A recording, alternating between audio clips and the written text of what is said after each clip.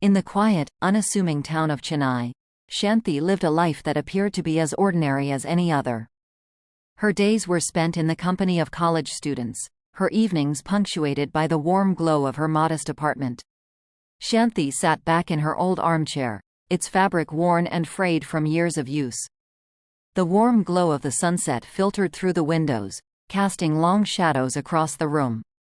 The girls gathered around her, their eyes wide with curiosity, waiting for the next chapter of her life to unfold. She took a slow drag from her cigarette, letting the smoke curl up towards the ceiling, a habit she'd never managed to shake off. "You're probably wondering about that night," she began, her voice tinged with a distant sadness. "The night that changed everything." The girls exchanged glances, sensing that what was coming next was no ordinary story. Shanti's life was filled with tales of struggle and survival, but this one was different. It was darker. Shanti's thoughts drifted back to when she was just a child, no more than 9 years old. The lush hills of Munnar were her world, a place of serene beauty, where tea plantations stretched as far as the eye could see. Her father worked as a driver for a wealthy plantation owner, and they lived in a modest shack that clung to the side of a hill. Despite their humble circumstances, they were content. Her father spent most days driving the plantation owner around, while her mother tended to the household and worked in the owner's bungalow. Shanti and her sister attended a small school in the nearby village, their days filled with laughter and learning. But their peaceful life was shattered one morning when her mother discovered that her precious golden bangles were missing. They had been a symbol of her parents' hard work and sacrifice, and their loss devastated her mother. As her mother wept inconsolably, the family's neighbor, Kamachi Pati, stepped in. The old widow was a fixture in their lives, a source of comfort and wisdom. She had moved to Munnar as a young bride and had seen much in her time. Kamachi Pati took Shanti's father aside, her voice low and serious. "There is a temple in my village," she said. "A place where justice is done. If someone in your family stays there, the thief will suffer and eventually confess." With no other options, Shanti's father decided to take Kamachi Pati's advice. They made the long journey to the temple, nestled deep in the heart of a small village. It was a place where people didn't just come to pray. They came to exorcise demons, to rid themselves of dark curses. Shanti was left at the temple for 2 weeks. The temple was ancient, its walls covered in strange symbols and the scent of incense thick in the air. During her stay, she encountered a young girl, no older than 15, who had been brought there by her parents. The girl was beautiful but troubled. Her eyes were wild, and she moved with a frenetic energy that disturbed Shanti deeply. The priests chanted incessantly, performing rituals to cleanse the girl of whatever dark force had taken hold of her. Shanti watched from a distance, her young mind unable to fully comprehend the horrors she was witnessing. Each day, the girl's parents would bring her to the temple courtyard, where she would perform a terrifying dance, her long hair whipping around her like a storm. Her eyes, once vibrant, were now dull and lifeless, consumed by whatever malevolent spirit had taken control. Shanti couldn't tear her eyes away from the spectacle, even as fear rooted her to the spot. The girl's movements were erratic, as if she were being controlled by invisible strings. She twirled and spun, her body contorting in unnatural ways. Her mouth foamed, and her voice was nothing more than guttural growls. The priests chanted louder, trying to overpower the darkness that clung to her. Shanti didn't know what became of the girl. After 2 weeks, her father returned to take her home, and the memories of that time were buried deep within her mind, forgotten, or so she thought. Years passed, and Shanti left Munnar behind, moving to the bustling city of Chennai.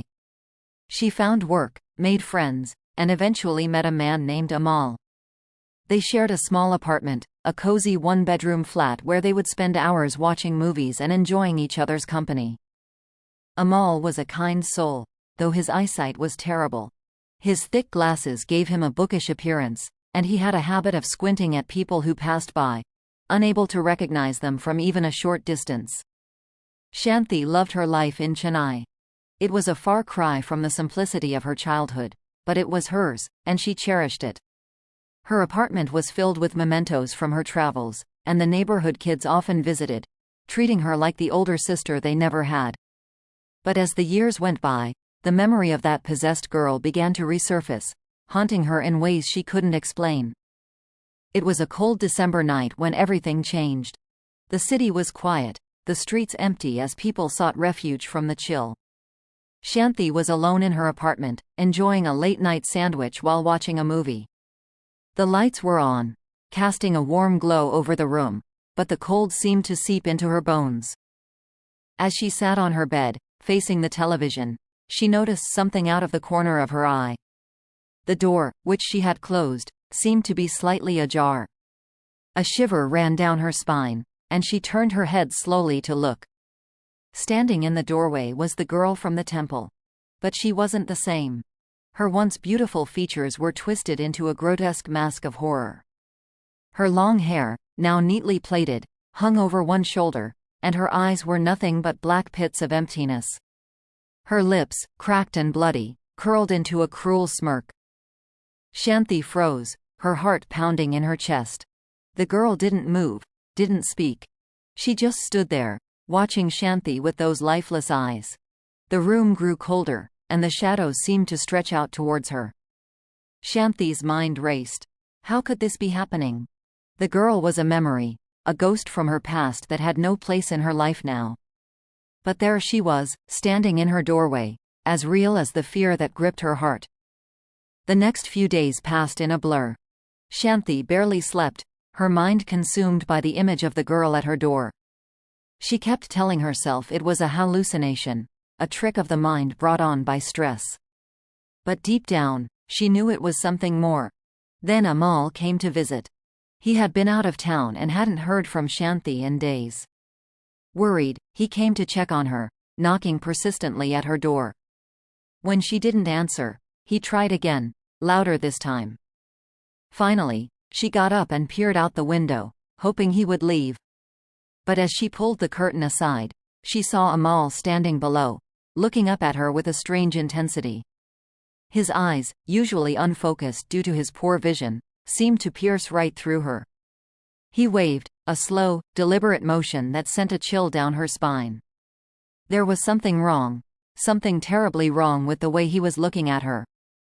Reluctantly, she let him in. He entered the apartment, his movements sluggish, his face pale and drawn.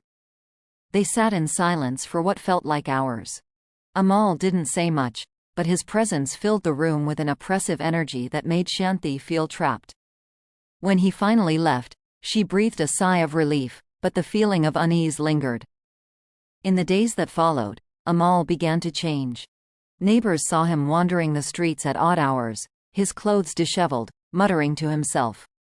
He avoided eye contact, his gaze fixed on something far off in the distance, something only he could see. Shanti watched from her window as he passed by, his once familiar face now a mask of confusion and fear. The neighborhood kids whispered rumors about him, saying he was losing his mind. Then, 3 days after his visit to Shanti, Amal was found dead. He had taken his own life, leaving behind no note, no explanation for the madness that had consumed him. Shanti was devastated. Guilt gnawed at her, though she couldn't explain why. She felt responsible, as if somehow, she had brought this upon him. But how? What connection could there possibly be between her and the horrors that had befallen Amal? Haunted by Amal's death and the terrifying encounter with the girl at the door, Shanti decided she could no longer stay in Chennai. The city that had once been her sanctuary now felt like a prison, its walls closing in on her with each passing day. She packed up her belongings, taking only what she needed, and left the city without a word to anyone. But as she boarded the train, she couldn't shake the feeling that she was being watched. She glanced back, half expecting to see the girl standing on the platform, but there was no one there. The journey to her new home was long and lonely. Shanti tried to leave the past behind, but the memories clung to her like shadows. Thanks for watching. If you enjoyed this chilling tale and want more spine-tingling stories, don't forget to hit that like button and subscribe to your channel name. Turn on notifications so you never miss an upload. New horrors are just around the corner. Share your thoughts or your own eerie experiences in the comments below, and let's keep the conversation going. Until next time, stay safe, stay curious, and remember, sometimes the scariest things are closer than you think. See you in the next video.